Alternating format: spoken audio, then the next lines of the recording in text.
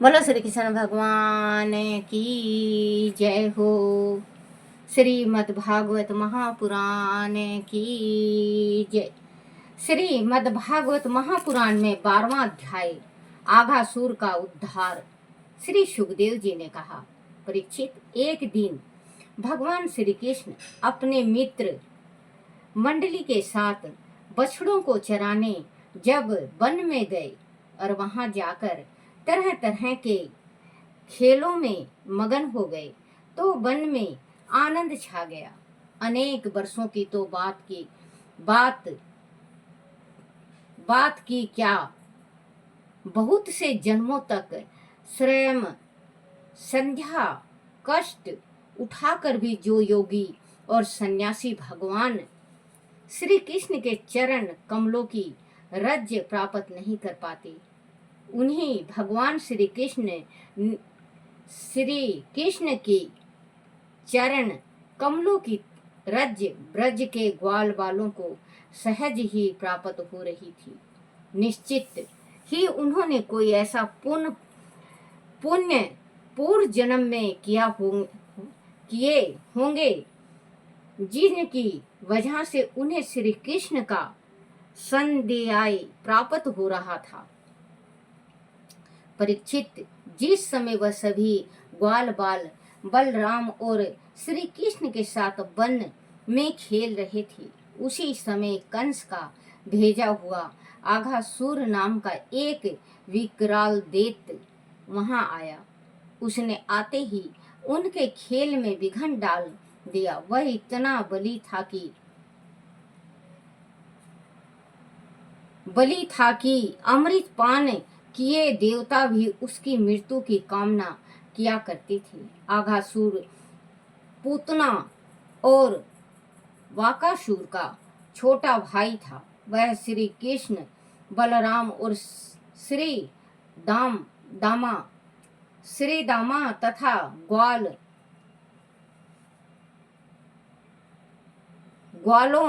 और बाकासुर का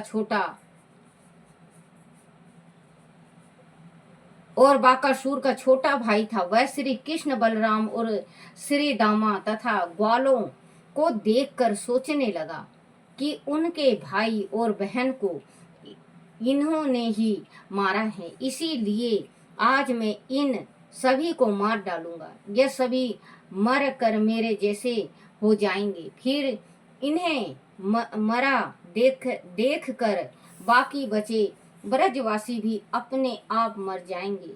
ऐसा सोचकर वह राक्षस एक विशाल अजगर का रूप धारण करके उनके मार्ग में लेट गया। वह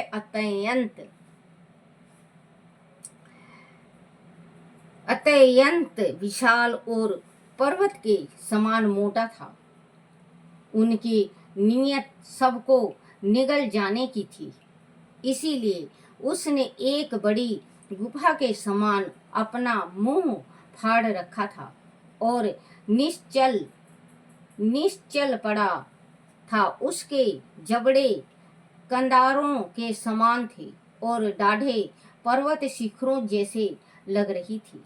उसके मुंह के भीतर घोर अंधकार था।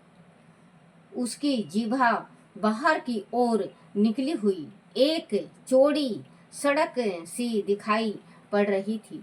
उसकी सांसें आंधी के समान और आंखें दवा नल के समान दहक रही थी।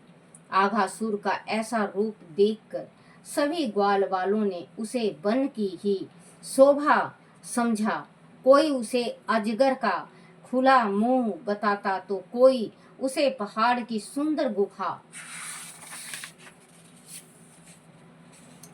परंतु उनमें से अधिकांश उसे अजगर का खुला मुख ही मान रहे थे। तभी एक ने कहा कि अगर हम इस गुफा में घुस जाएं तो क्या वह जीव हमें निगल जाएगा?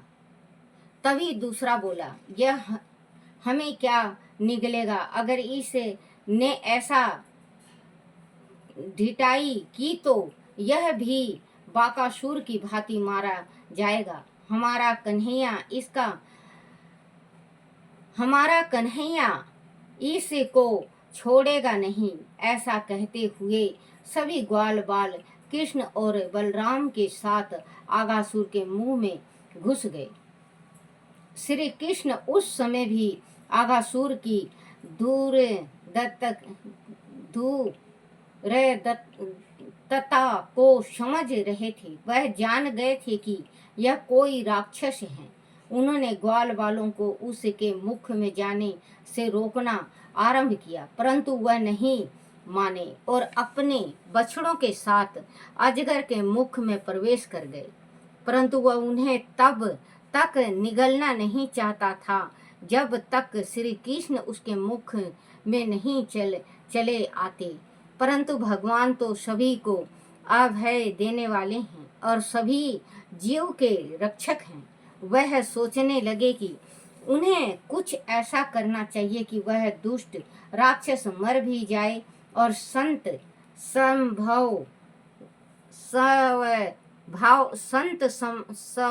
भाव वाले मेरे मित्र की हत्या भी ना हो। भूत भविष्य और वर्तमान को जानने वाले स्वयं श्री कृष्ण ने कुछ सोचा और वह भी उनके मुख में घुस गए। आकाश के देवता उस समय घबराकर हाय हाय हाय करने लगे, परंतु उनके मुख में प्रवेश करके श्री कृष्ण ने अपने शरीर का आकार इतना बढ़ाया कि उस सॉरी बच्चों बढ़ाया कि उस अजगर का कंठ अवरुद्ध हो गया और उनके प्राण ब्रह्मध्य से निकलकर आकाश की ओर चले गए। उसी समय हो हल्ला करते हुए सभी ग्वाल बाल और बछड़े हंसते कूदते बाहर निकल आई। बच्चों, एक बात है ना, आप खुद सोचो कि पूरा सृष्टि को चलाने वाले भगवान, अगर हम तो कहते हैं ना कि भगवान हैं, भगवान के दो नयन हैं, दो कान हैं, दो जैसे हमारे हैं, लेकिन बच्चों भगवान के खाते में हम जितने भी मनुष्य से लेके चिड़ी पक्षी भूत प्रेत सब का हिसाब होता है उनके बही खाते में। दो नेत्र हैं, लेकिन दो नेत्र से वो अच्छाई भी देख रहे हैं, जो बुरा कर रहा है वो भी देख रहे हैं, दानी को भी देख रहे हैं, पुनी को भी देख रहे हैं, पापी को भी देख रहे हैं। कहते हैं कि अगर भगवान सब चीज इंसान को दिया है, सब कुछ, आप देख लेना बैठ के सोचना कभी कि परमात्मा ने सब कुछ इंसान के हाथों में दे दिया है, लेकिन एक चीज की डोरी भगवान ने अपने पास रखी है। एक चीज की डोरी भगवान ने अपने पास रखी है। आप पूछोगे क्या है दादी? तो बच्चों, भगवान ने जीना मरना, हंसना खेलना, बोलना, रहना, सांस लेना, सांस कब बंद होगा वो भगवान ने अपने हाथों में जीविका की डोरी, जो इंसान है उनके जीविका की डोरी अपने हाथ में दिया है। अगर भगवान नहीं लेते और हमारे जैसों के हाथ में दे देते, हम 100 को रोज खत्म करके सोते। अगर हमारे हाथ में डोरी आ जाती तो हम 100 को मार के सोते। तो भगवान ने सोच के समझ के हर एक चीज का निर्णय भगवान ने जो लिया है वो बिल्कुल ठीक लिया है। बच्चों, संसार है, पांचों उंगली बराबर नहीं होती। संसार में ऐसे भी हैं कि पड़ोसी को पड़ोसी देख के जलता है, इतना ज्यादा जलता है कि किसी से भी, हालांकि तो इस संसार में कुछ ऐसा चीज नहीं है, फिर भी मानो तो सब कुछ है। कहीं सियाने के पास जाके उसके घर में कुछ करवा देंगे, धरवा देंगे, उसके घर का तबाही करवा देंगे, ये अच्छी बात नहीं है। ये अच्छी बात बिल्कुल नहीं है। भगवान देख रहे हैं। 100 ताले में भी अगर 100 ताले के भीतर भी आप पाप कर रहे हो या पुण्य कर रहे हो, परमात्मा को पता है। परमात्मा की बही खाता में जो बही खाता है परमात्मा का, लिखा गया। आपने जो भी कुछ किया, अच्छा किया, बुरा किया, भला किया, जो कुछ भी किया है परमात्मा ने लिख दिया है। एक बात ये सोचो, संसार में कई खरबों से भी खरब खरबों हैं इंसान, लेकिन सबकी तकदीर लिखने वाला, अंत समय में सबको सजा देने वाला कौन है? कहते हैं परमात्मा नहीं है, कहने वाले कहते हैं कि संसार में परमात्मा नहीं होता तो एक दिन, एक घड़ी संसार नहीं चलती। भगवान को पता होता है कि इसको कब और कैसे देना है, और कब और किस टाइम लेना है। दोनों बात है। इंसान के साथ कहते हैं जो गरीब है वो एक दिन भगवान अमीर बनाता है, उसका तकदीर पलटता है हर एक इंसान का। कोई इंसान ये कहता है कि मैं तो बचपन से लेके आज तक मैं तकलीफ पाया हूँ, मैंने कभी सुख देखा ही नहीं बच्चों, ये बात गलत है। क्योंकि परमात्मा सुख देता है तो दुख भी देता है, और दुख देता है तो सुख भी देता है। आप गांठ बना लेना, भगवान के डंडे में आवाज नहीं होती किस टाइम कब इंसान के ऊपर बरस जाए। तो कहने वाले कहते हैं कि देखो बच्चों, हर एक इंसान, अमीर से पूछ लेना और गरीब से पूछ लेना, हर एक इंसान यही कहेगा हमारे जीवन में सुख था, अब दुख है। तो परमात्मा दोनों चीज का स्वाद देता है। जैसे कभी हम दाल चावल खाते हैं तो कभी रोटी खाते हैं, और जो कोई अमीर है वो कहेगा कि मैं बहुत कभी गरीब था और आज भगवान ने दिया है। बच्चों एक बात बताऊं, चोट लग जाता है सबसे पहले माँ याद आती है। भगवान ने किसी से कहा था, नारद जी से कहा था, हे नारद मैं कहाँ कहाँ जाऊं, इसी वास्ते मैंने माँ बनाया। तो भगवान से पहले माँ का दर्जा होता है।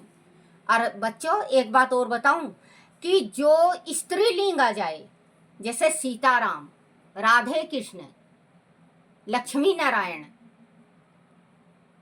गौरी शंकर, अगर पहले लिंग लक्ष्मी, जैसे पहले लिंग स्त्री का आता है तो आप सोच लेना उसका दर्जा बहुत बड़ा है। जैसे माँ भवानी बहुत बड़ा दर्जा है। अब माँ बाप, मम्मी पापा, माई बाप, अगर हमारे कभी चोट लग जाए, कभी शरीर में हमारे कुछ भी चोट लग जाए, हम तुरंत माँ को पुकारते हैं, चाहे माँ हो या ना हो इस दुनिया में। हाय माँ, हे परमात्मा, हे राम, हे भगवान। क्यों बोलते हैं? क्योंकि हमारा जो अंदर आत्मा है वो शुद्ध होता है।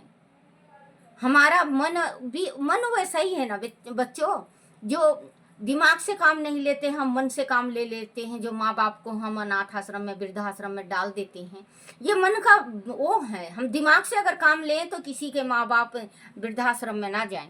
माँ बाप ने देखो बच्चों आज गर्भ में रख के पाला है, पोसा है, आपको बड़ा किया है, बाहर विदेश में आपको भेजा है, तो इस वास्ते थोड़ी ना भेजा बच्चों, इस वास्ते भेजा है क्या कि आप चले जाओ विदेश और माँ बाप चले जाएं वृद्धाश्रम। ये गलत बात है ना बच्चों, बहुत बड़ा गलत बात है। क्योंकि भगवान सभी का सुनता है और परमात्मा हर एक हृदय में होता है। छोटे से छोटे जानवर से लेके इंसान और हाथी तक के दिल में परमात्मा है। किसी ने कहा है आत्मा सो परमात्मा, आत्मा सो परमात्मा, आत्मा है तो परमात्मा है। अब हमारा शरीर है, इस शरीर में हम इतना गरूड़ दिखाते हैं कि हमारा शरीर हम मालूम नहीं क्या से क्या कर देंगे। आपको पता है ये शरीर कब तक रहेगा और कहाँ तक रहेगा, और हमें पता नहीं कि बुढ़ापा में हम बहू का सेवा करेंगे कि बहू हमारी सेवा करेगी, बेटी का हम सेवा करेंगे कि बेटी हमारा करेगी। जो किस्मत में लिखा है, बेमाता का लेख उघाड़ उघाड़ के देख, बेमाता ने जो लिख दिया वो होना होना है। श्री राम जी के तकदीर में भी बेमाता ने लिखा था, अपनी पुत्री के तकदीर में भी बेमाता ने लिखा था, और भगवान श्री कृष्ण के तकदीर में भी बेमाता ने लिखा था। अपनी पुत्री के तकदीर में तो ऐसा लिख दिया था बच्चों, जो पुत्री ने लास्ट में आत्महत्या करना पड़ा कुआं में गिर के। तो कहते हैं कि बेमाता है, जिस टाइम लेख लिखती है वो मेरा और तेरा नहीं करती। ये धरती में है, मृत्यु लोक में है तेरा और मेरा। किसी को प्रसाद दे दिया गया, किसी औरत को प्रसाद दे दिया गया, उसका लड़का था एक आंख से काना। बोले जो सुंदर है, ये जो भी सुंदर है उसको दी। बच्चों वो स्त्री उन बच्चों के, जो बच्चे थे कम से कम 50 बच्चे होंगे, चक्कर मारती रही, चक्कर काटती रही, लेकिन वो अपने बेटा से ज्यादा सुंदर उसको कोई नजर ही नहीं आया। कोई भी नजर नहीं आया। अपने उसका बच्चा जितना सुंदर लग रहा था कोई भी नहीं। लास्ट में अपने बच्चे को दे दी। भगवान ने पूछा ये तो काना है और इसको तूने प्रसाद दे दिया, सबसे सुंदर को कहा था मैंने। बोले भगवान मेरी औलाद से ज्यादा मुझे कोई प्यारी नहीं है और कोई सुंदर नहीं है। तो वही कहा था, अंधा बांडे सिरनी आप आपको दे। क्योंकि अंधा जो जिस टाइम प्रसाद बांटता है तो अपने का हाथ पहचान पहचान के देता है कि ये मेरा है। और कभी भी देख लेना बच्चों, कहीं पे भी प्रसाद बढ़ता होगा तो अपने को ज़्यादा देंगे, और कहते हैं अपने को कम देना चाहिए। अगर जो प्रसाद में मतभेद कर देता है, प्रसाद में जो अपना तेरा मेरा कर देता है, वो सीधे नरक में जाता है। ये गांठ बना लेना, और जीवन में कभी भी आप प्रसाद दो तो आप अपनों को थोड़ा दो, आप खुद भी थोड़ा खाओ। प्रसाद बराबर का होना चाहिए। ये नहीं कि प्रसाद हमारे परिवार को ज़्यादा दे दिया और कोई पड़ोस में से आया उसको थोड़ा, वो नरकगामी होता है। आप किसी ग्रंथ में उठा के देख लेना, अगर दादी का बात का यकीन ना हो तो।